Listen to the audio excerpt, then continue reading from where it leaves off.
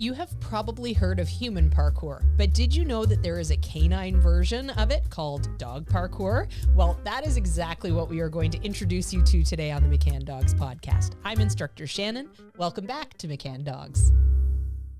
Parkour, I think, became known to people in a James Bond movie where it was a human parkour where people, it's all these videos you see where people doing crazy stuff, flipping, and it's really meant about moving through the environment in an efficient way. That's sort of the definition, although it's usually the efficient, really cool way.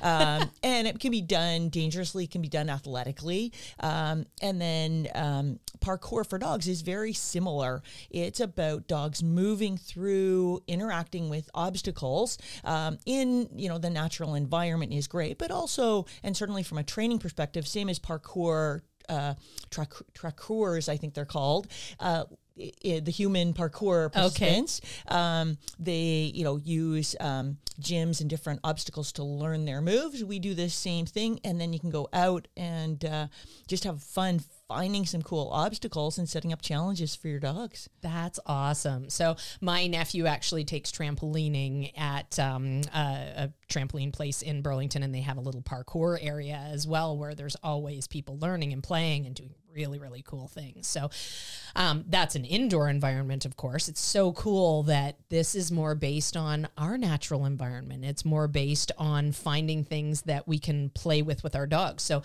tell everybody what that might look like. If you're out and about and you've got an eye for some parkour obstacles, what are you looking for, first of all? So for me, often it's, I love to do video work too, so that plays into it. So actually yesterday, I haven't been out with my guys doing parkour because I've been working with everybody else. And yesterday, there's a couple of cool things on our property, which might become open to public. Okay, nice. But, this is the McCann property you're talking about. So I was out in the McCann property, and I just thought, you know what? It's a great day. I really need to do some stuff with my guys and see how they can do with these obstacles. And so one was cool. It's a stump that's maybe about 3 feet tall, but there's a bunch of logs leaning against it. So they have to go around, but in order to get around it, they got to really duck to go in. And that was cool. A couple of long, very narrow logs that were sort of for Burke, my wow dog, able to do. Texas got her highest leap up on about a 4-foot stump. Okay. So that was great to see her do that. The other one that was really cool, so Burke invented a new skill for our class. Nice. I'd asked him to push off. There's a tree stump. It was probably up about 3.5 feet. So a smaller object for him and higher for him to push off.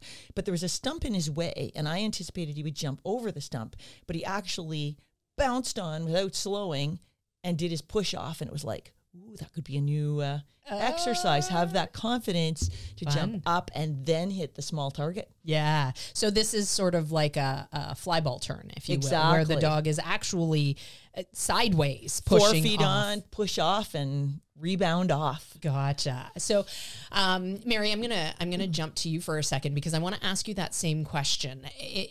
I want to get into some of the foundation stuff that you've done with Finn, but I also want to know, when you're out with a walk with him now, how has parkour changed that perspective, and what kind of things are you looking for on your walks? Well, that's interesting because when I first moved to Guelph, where I live now, it's full of parks, wooded parks, city parks, all kinds of stuff. And part of my mission was to explore them all, and I did. And there's like 25 of them. Nice. But now I go on those same walks, and I find, there's a boulder there that I never would have noticed before. Or yesterday I was at Riverside Park, and one of the obstacles that we need to do is called a lobster trap. I guess it's something from firefighting or something, firefighting training. And so what I found, it's supposed to be a tunnel no greater than 3 times the width of your dog, and it has some kind of weird challenge in it, like some water or something dangling or something making noise. Okay. So maybe I'll explain the lobster trap. It does come from fire. That's the way we named it. But the idea was we have a tunnel in class that always has different challenges. So we had a water hazard. Sometimes it gets really narrow. Sometimes there's a roller the dogs have to go over or under. Sometimes there's things hanging they have to push their way through. Sometimes there's noises. So all different challenges.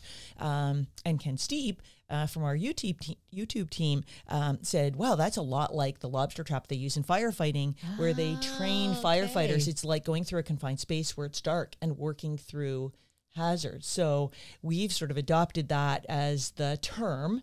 And Mary yesterday said she found this really cool lobster trap. So it's great when you find them in nature. Yeah. So what was it yesterday that you found, Mary? Well, it was a bike rack that was just a series of about 4-inch in diameter extruded metal pipes made into circles, so bikes could go in between them. But it formed a tunnel that wasn't totally enclosed. You could see on either side. So But it must require some footwork too.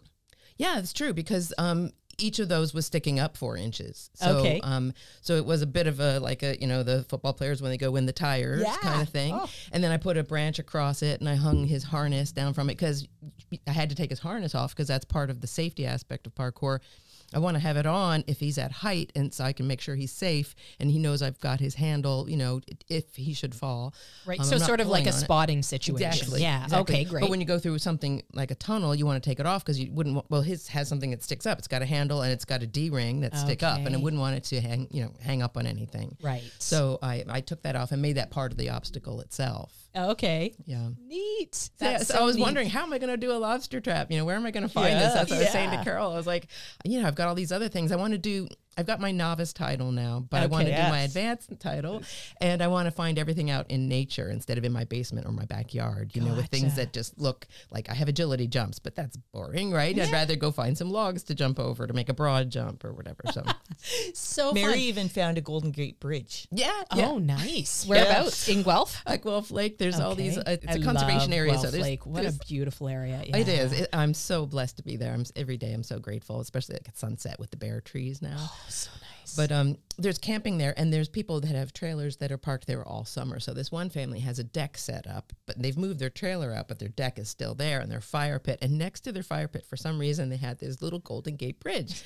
And so I thought I would get Finn, just doing his 2 paws up behavior, where he's just, got 2 paws up, he's looking at me, and I'm videoing the whole thing.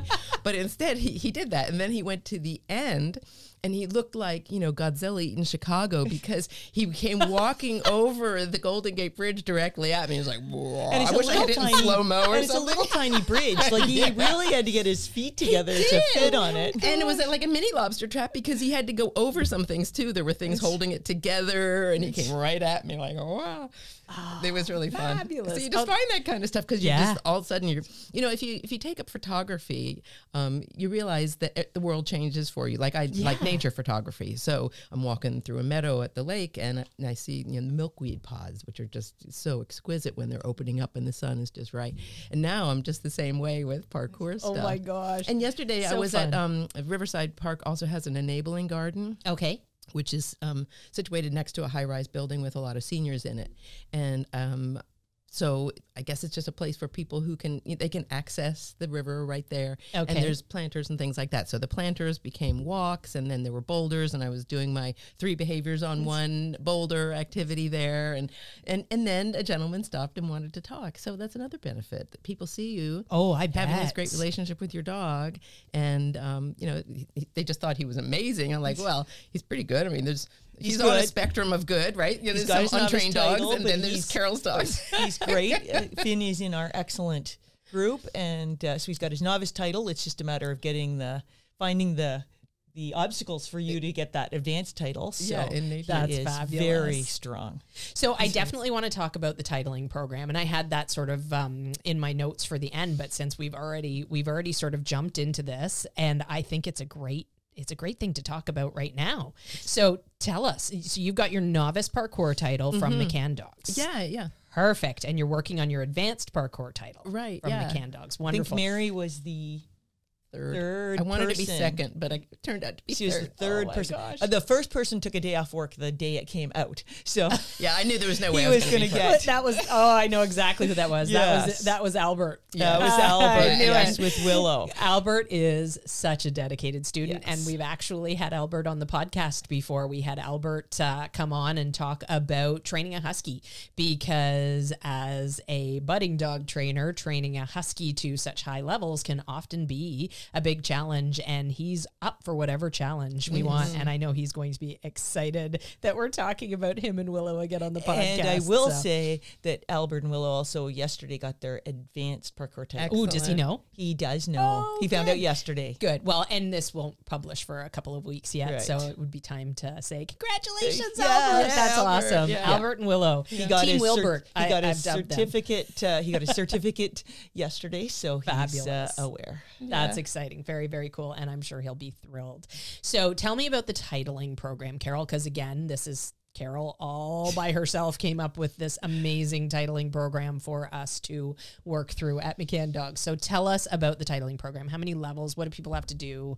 And I think maybe why we did the titling is to encourage people to keep raising their skills. So we Yes. took a twist with McCann Parkour that it's not just about dogs doing stuff cool, but and especially for dogs that are older, or there's a difference between a husky, a border collie, a beagle, a basset hound. Huge, right? yeah. So some of what we want to do is incorporate training and building relationship into our program, and letting people get wow at the higher levels. But there's always the option of the wow could be, my Burke who can, hop on something that's like 6 inches in diameter and 4 feet high, or do that push at elevation. But then I had a little Jack Russell. He's not going to do that. So it could be I can train something really cool that requires some time. So it requires that investment. And what we want to do is make sure the novice is very open and achievable to anyone. Perfect. I love And then as we go up, the challenges get a little bit harder. So we did that. But I think it's important that people have goals, because probably, when you started parkour, I know you were keen and you loved that when you were walking, you see different things. And I have all my students say that their walks have just changed because they're looking. But after a while, that sort of will wear off. But if you've got a goal, then you're out finding, I need a lobster trap that meets the advanced, and I want a cool object. Or for me, it might be, I also want cool lighting or a cool scene, right? Yeah. So it just, it's like a little bit of a scavenger hunt. Can I find the obstacles that I need? I've also suggested it's great for people with kids, because you could go out and the kids can help find the obstacles. And That's then fun too, videotape yeah. your dog, and then videotape your kids, right? Yeah. So it's we wanted to do the title. So we've got a novice title that can be done in somebody's basement, living room, backyard, or out and about. We have an advanced title, same thing. All of our titles, made the decision, parkour is about interacting with the natural environment. Right. But we know some people can't. They don't have that opportunity for whatever reason. So, and we know in Canada, we've got pretty cold winters and it can be icy and dangerous. So we've said all of our titles are available. You can do them in your house. So we have the novice, we have the advanced. As we get to excellent, we'll have it off leash. So now the dogs need a little bit more control. So we encourage people to build that relationship and that control so they can do cool things with their dog.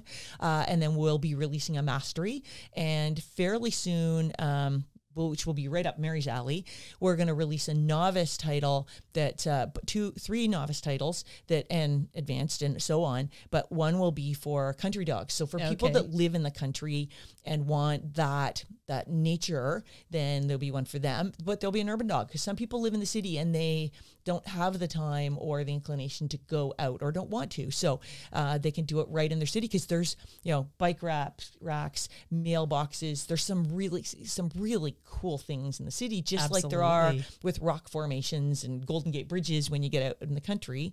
So, and then we'll have an out and about for those people, and Mary will eat this one up, 12 different locations. So there's people who do want to explore with their dog and get out and go find different places. So that's awesome. So I've used like children's equipment at parks and things like that for this sort of stuff in the past, and without knowing that I was actually playing with parkour stuff, just playing with the environment, Exactly. just helping to have my dogs be able to interact with different things in different ways and build confidence, which let's talk about confidence for a minute here, because I think that is one of the biggest goals and also the biggest side effects of this type of training. So Mary, I'm going to come back to you and Finn, because I know that this has been a big help for him in terms of confidence. So tell us in your words about that journey with Finn with confidence here. Okay, yeah, sure. Finn came up on a big truck from the south. Okay. In a big like Puppy Palooza event where they brought up tons of dogs that were designated for kill shelters because I think it was because the hurricanes were going around. There was one summer with tons of hurricanes. Okay. I think they were clearing the shelters and for family dogs who they know where they would go back to. So I don't know what he was exposed to, right? And then excuse me, I worked at a sailing school when I got him, and all the docks there were floating docks, and they kind of, rock and roll and everything, and there's flags flapping and halyards flapping and stuff. And he was and even the water, the little tiny 2-inch waves that would come in, he was like, ah. And I so wanted to go kayaking with him and paddleboarding, and he was, not it just great. wasn't, he wasn't He eventually got into the water, but it was Okay. just the waves coming at him that, sort of threw him. Oh, so he's a softie. He is a soft dog, yeah. And so doing the parkour, it was so cool because there's a walk near my house where there is a 30-foot long metal bridge that has that. It's metal in that it's looks Slatted? It's slatted, I guess. It's just like yeah, it's more air than bridge. Okay. And everything's on edge. All the metal is on edge. So you can imagine going over it. All those things would go into a dog's paws. And so it wouldn't be very comfortable. Right. It's 30 feet long. And so for years, he would just go around it. And I was fine with that, because it was just a short little fording of a stream. And then one day after we started parkour, he decided he was going over it. And he was like, flat like a pancake, and his eyes were like saucers, and he was just like, but he just kept going across. But he decided on his own, you know what? I'm ready to do this. Yes. And so I was like freaking out and treating him. And then I decided, well, the car's over here. So we do have to go back that way. And he was up for it again. He wasn't like, oh, that was more than I really expected it was going to be. I'm going to do it again. And now he hasn't, even on a hot day, he won't go around.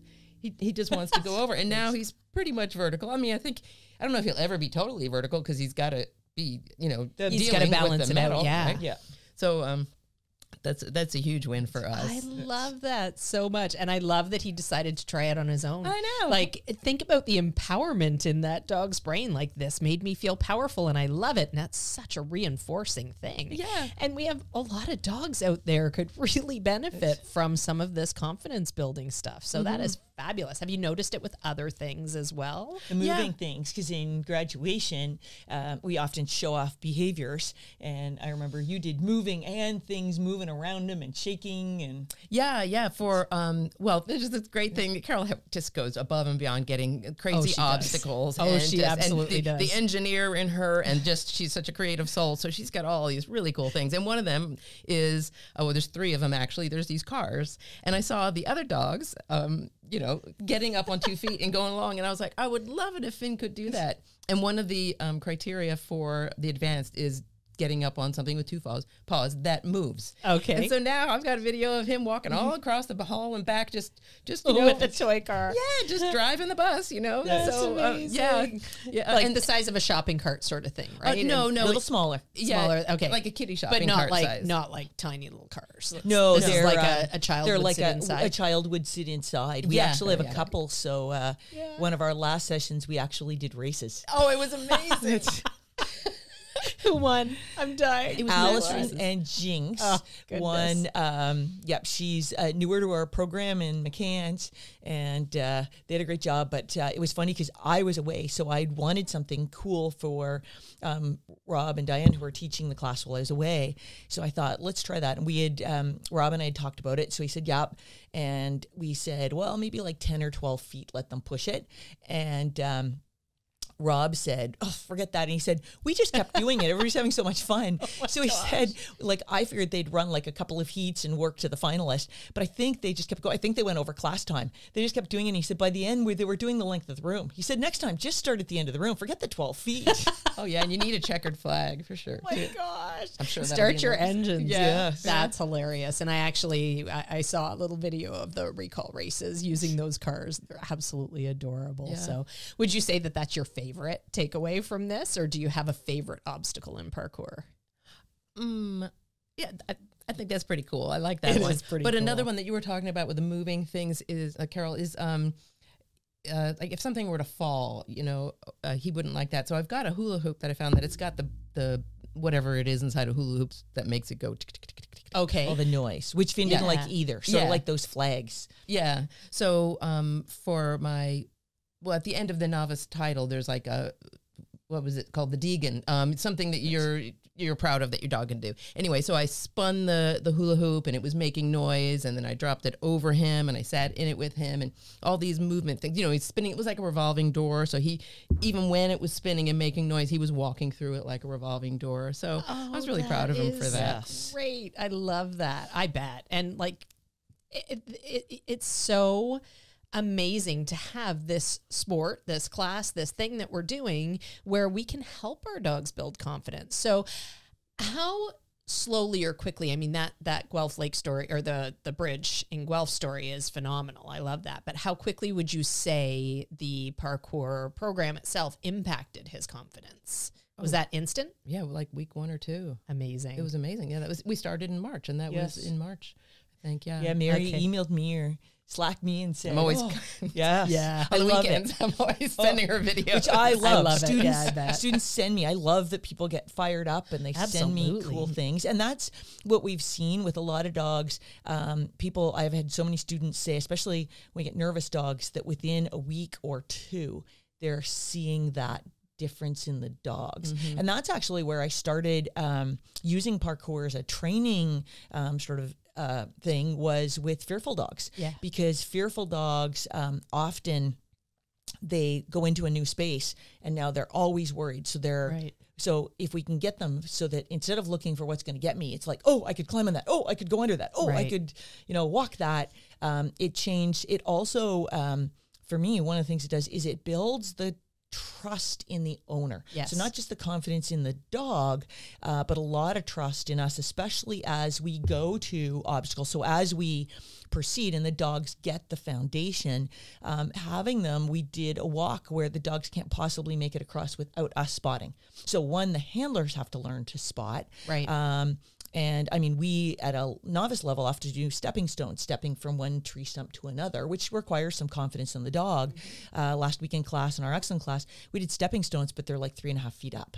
So, and very small. So the dogs need to know if they're going to lose their balance. So we also want the dogs to learn when to bail and how to bail safely. But we need the dogs to know, I've got your back. If that moves or tips or you slip, I'm not going to get you. And as we encourage the dogs on things that maybe move a little bit, right?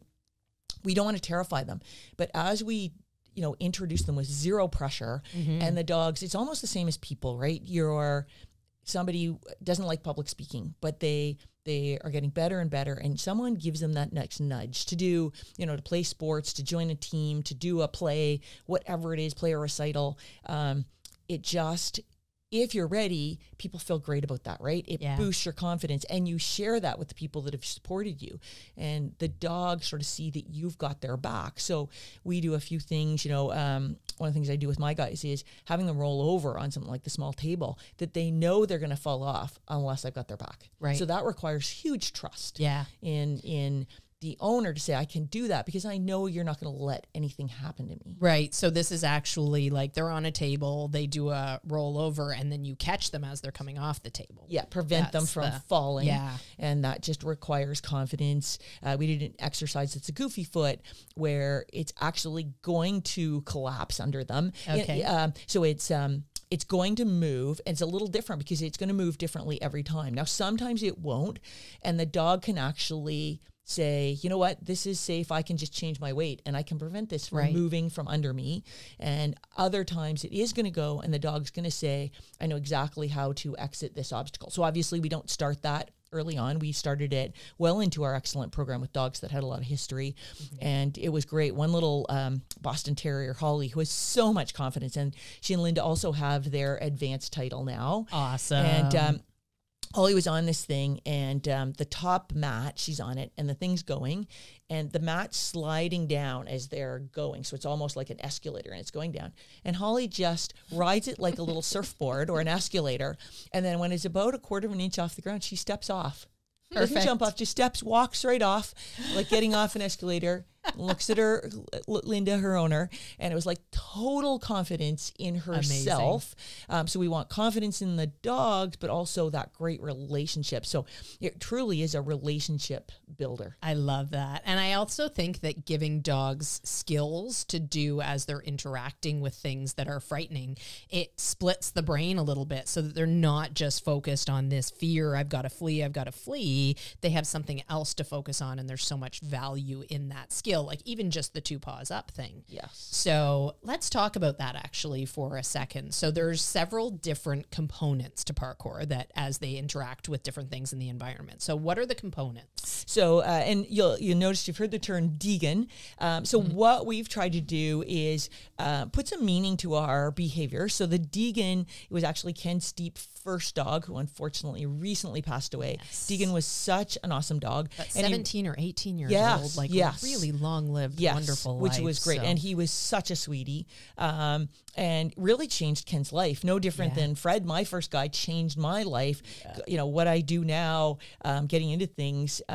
So that certainly for Ken changed the direction. So the Deegan is one, the lobster traps one. And then one of our very basic ones that we use so much is a bee-box. And it's often called a bench, 4 feet on an object. But we have one of our students who has her novice title as well, donated. She's a beekeeper, and she donated a bunch of bee boxes because she knew, you know, I'm scrounging, building, finding used lumber. And she said, you know, would it be, and she actually sent me pictures on a weekend of her dog. It was the highest he'd gotten, and he was on bee boxes, and it was like, those are perfect. So she actually brought us a bunch of bee boxes. So I sort of joke because some of them are still sticky. A few even had dead funny. bees in them, but some of them still have honey.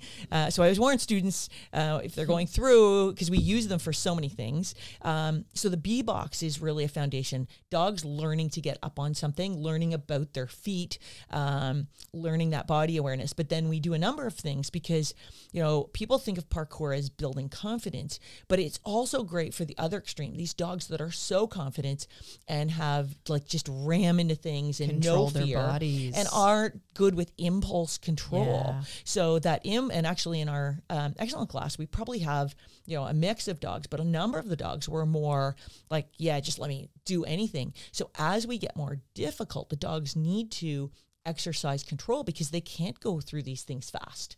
So they're learning to control themselves to be successful and take cues off. So with the bee box, it's sort of the foundation, you know, your dog just getting on something. And for some dogs, you know, we need to start with something so small, and it may not happen the first day. The win may just be getting 2 feet on that. So it depends. Other dogs are quite willing to leap up. And then what we work on is the control that the dogs that love jumping on anything, that could be unsafe. Plus, we want parkour to be you and I doing the behavior. So now it's, no, you don't just get to jump on, but we don't do the sit, wait. So we're not punitive. We're also not, you know, I don't want to frustrate my dog. I want on that and you're making me do this. We just wait till they are calm and look at us. And now it's like, you get to, you know, go bee box. And so the dogs start to go up in value and they see that we're giving them cues, which also sets them up to do those hard things, because we actually did a little bit of a maze with a blind. And I don't want the dog going 100 miles an hour hitting a blind, right? Which could happen in a tunnel in the wild. So what do you mean by blind? Maze with a blind, like a corner or? No, it actually had a wall. Okay. So the dog's not going through. Now, we sometimes do tunnels where there is something there, but we encourage the dogs that it's safe to push through that object. Okay. So sometimes sometimes we tell them we want them to blast through. So they need to take my cue that when I say easy, you're not blasting through this one. There's going to be something that's going to be more of a challenge. Right. So, and if they come to a blind, I want you to wait. And I'm either going to say, hey, wait, that was the wrong way. You need to go back. Or I'm going to tell you, no, you know what? You can push through this. So the bee box is sort of the beginning, just taking the cue that that's when you can get on it. And then we work sending to a bee box. So that control, can I say without, you know, huge amounts of body language. Kids, my dog, listen to me, go to that box, hold on that box till I release them. We work behaviors on a bee box. So to begin with it, for some dogs, just sitting or lying down on something that's elevated can be a little scary. So we get that confidence, plus listening to us at a distance. Then we work spins on there. It might be a sit pretty on there, a roll over on there. Nice. So the B box is, and we can build that B box so that it's, 6 feet tall. Can a dog jump on that? So we can have an elevated B box. We can put it on a fit pad, so it's a moving B box. So we could do all sorts of things with that B box. We have that. We also have a 2 paws or 2 feet where a dog will put 2 feet on. And we work a little bit. Mary talked about doing 3 objects on a 3 behaviors on an object requires a lot of impulse control, because a lot of dogs, I want to launch on that thing, but I'm saying 2 feet. So the dog actually has to listen. It's like, I love jumping on that, but I'm going to put 2 feet on that. Gotcha. Or we have a behavior where we send dogs around an object. So sometimes we'll send them around. Sometimes I might send them 2 feet. Sometimes I might send them onto that. Okay. So maybe it's a table-like thing, and this time I'm going to send you under it. So they have to listen to what we're asking them to do and do that value. And from our end, we need to create value for all those behaviors and confidence for all of those. And then the challenge is, I find this cool thing out and about, and my dog could do 6 on there. I mean, I challenge some of my students. I think I've done 11 behaviors on a chair. Okay. Right. Which is cool, because if you have limited space in your house, or if you are, limited in how much equipment you have, you can still do a ton of stuff. Like, so 11 behaviors. Tell me what they would be. So some of them are pretty cool. I mean, one of the students said, I can't do some of those, but, one is, some of them are obedience. Can you walk nicely at my side while I walk around and twirl a chair, or drag it along beside you, going under the chair, crawling under the chair, 2 feet on the chair, 4 feet on the chair, moving object. Can you jump on the chair and walk over as I'm tipping it? Okay. So, Kelly to make it a walk. One is, then I turn it over. Can you jump over the chair? Okay. Can you go around the chair? And then one is, I bend over, so it's like jump on my back and jump off. So hop on. So a hop could be a hop on the chair, hop on, hop off. Okay. It could be a long send. It could be a behavior on the chair. So doing something on there. So cool. So it's, sort of saying, what behaviors do I want to do? So we have the 2 feet, we have the bench, we have the around something, we have a through, we have an under. The in is really cool. For some dogs, they're very claustrophobic. And as we get, high, it requires a lot of trust. So Burke on our lesson 1 often jumps into a barrel. So he's about 16 inches high, and the barrel's, about 32 inches high. So when I ask him to jump in, he has no idea what's down there. Right. So he is jumping blind, trusting that this is safe. Yeah. So that requires a lot of trust on me and confidence in himself and his ability that he can land well, because this thing's going to be confined. And for some dogs, it's the footwork. Can Finn, get into a little bowl or something and get his feet in? Right, all 4 feet. Yeah, in that little bowl. I know with Dell, I had him get in. He was a little 9-inch terrier, but I had him get in a pylon that was upside down. Okay. But now it's slippery, and it's a really weird shape. So he's like squeezing in. And that one took a little bit of time for him to get the confidence. And it would be, he's looking at me, are you sure? And he would try it, and he'd look back, and, no pressure. And it's like, if I'm not calling him off, it's like, okay, this must be safe. And so the in can be a really cool one. Mary, what else am I missing? I don't know. Well, I was going to show off my little cards, my geeking out cards. I love them. Because these are all the criteria that Carol came up with. And I thought, well, sometimes my phone is dying from doing too much video on a walk. I want to be able to access them, because I put them all in a note. And so I've got all the criteria on the front of a card, and then, the actions, so spotting and stuff, and then the criteria on the back. So we've got the hop, broad jump over, the blind through, something dangling down, the lobster trap, walk it over a ladder. So my bridge qualified for that. The push. The neat thing with the push, I was trying to get Finn to do this on a boulder and talk about them just problem solving or coming up with stuff. The push is where they run at something, put all 4 feet off, and do like a swimmer turn. But he kind of wasn't getting it, and so he was just standing there. And he knows how to back up onto an object. And so he started backing up. He did that Spider-Man thing, which we have never, ever worked on. So he had his back feet way up on this boulder, and his friend's like, is this what you want? That's so like in a handstand position, which we often call Spider-Man. Yeah. That's great. Yeah. That's so great. Yeah. You have a lot of cards there. I do. I've got there's a lot of option. Yeah, well, some of these are my obedience things that I like to work on when I'm walking. But I also have like a pocket chart at home because I love office supplies. People love to go to a nail salon or something. I love an office supply store. And I definitely had the right two people on the Parkour podcast here. I'll tell you, this is great. I love it. So I can just see what I want to work on and pull those cards out if I did it, and then jot it down in a little journal. But I wanted to back up a little bit about the titling program and what it means to me as somebody who was an agility student. Because I'm not competitive. I mean, I'm a little competitive because I wanted to be number 2. Yeah. Although I was so happy. A little competitive. I was like, Albert, yes, he totally needs to be the first one. Yeah.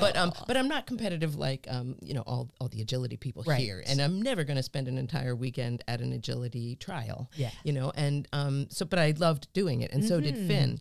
But it's kind of all or nothing with agility, right? So you can't not use all those muscles to jump over a jump or to power through a tunnel or whatever it is.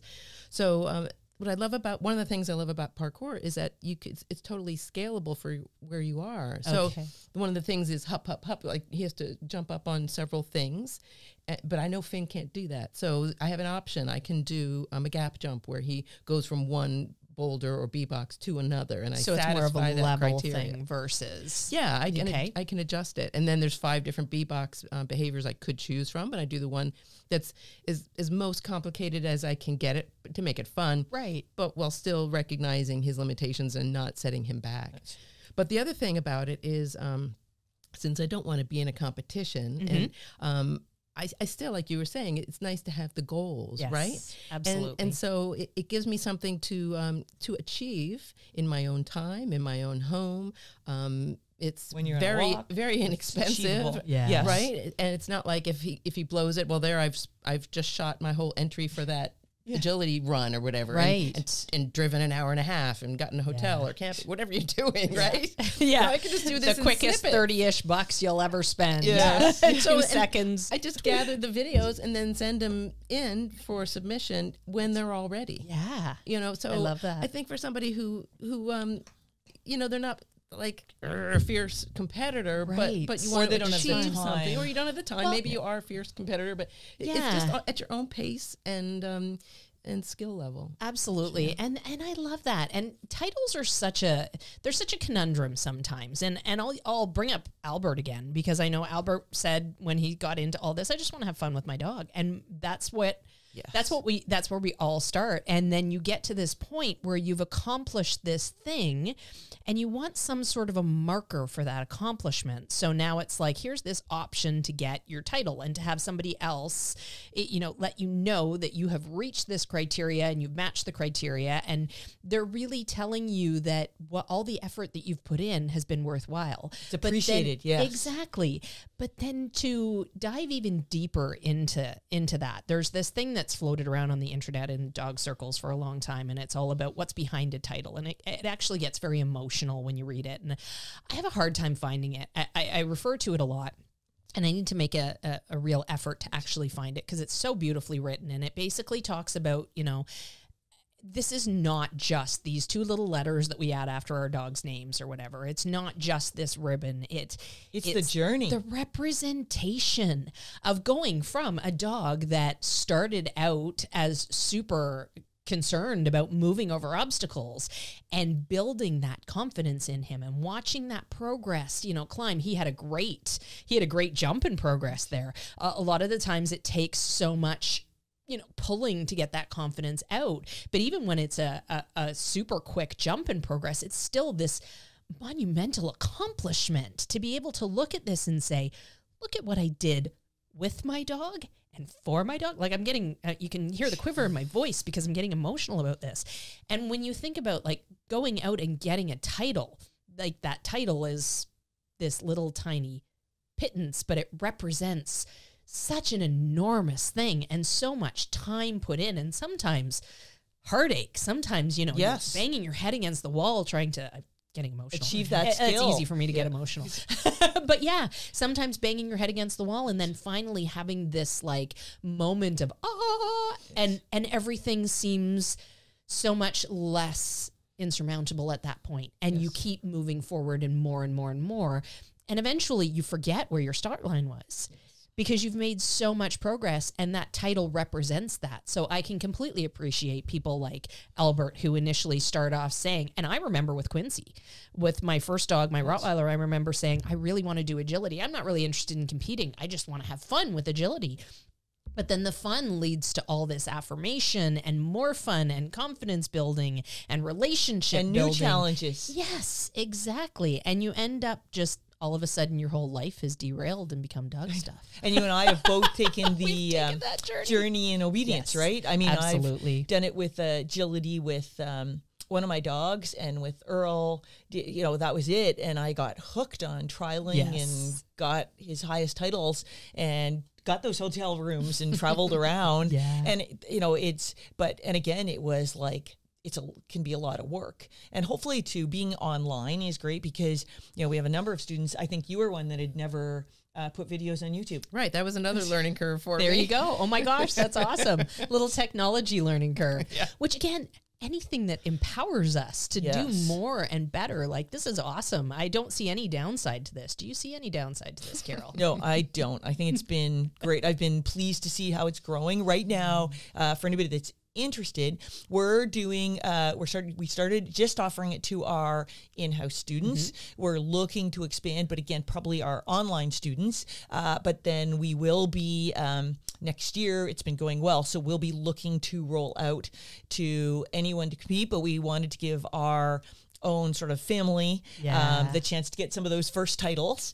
And and they've been giving us feedback on the program, so we will be moving ahead pretty quickly, and it'll be open to everyone. Hope people definitely participate. That's awesome. And in terms of doing parkour, just even without the titling thing, but in terms of just wanting to do some parkour with canines, do you see any dogs that shouldn't?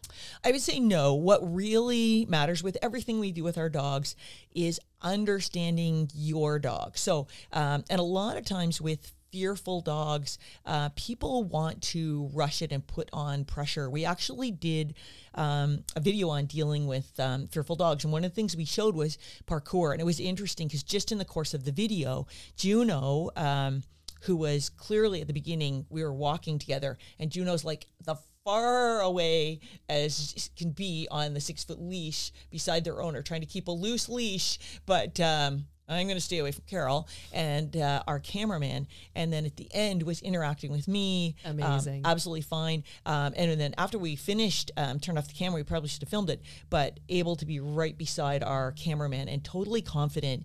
So in that video, we show how to, and I think we talked about how to meet people for nervous dogs. I mean, it's coded, but it's, we show how we introduce the parkour. So it's important with a dog that's nervous. We don't put pressure. Right. And sometimes we inadvertently do. So we think we'll pull out treats because my dog loves a treat. Come on, you can do it, Fido. Come on, Fido. Fido, you can do it. But I always say it's... well, it creates that conflict in the brain. I want the treat, but I'm scared of this thing. Yes. And, you know, some of that is, you know, I always say, if you're about to go hang gliding and I'm behind you, come on, Shannon, you can do it. Go already. Come on, you can do it. I'm probably not helping you. Probably not. No, you're making me more anxious. I'm worried that you're going to push me out now. Exactly. And I think that's the dogs. You know, is my owner going to push me? Like, they're putting this pressure and I'm not quite ready to move that fast, but just letting them explore and rewarding the exploration. And sometimes we're rewarding away. So those moving objects, I don't want the dog to get on and say it's crazy.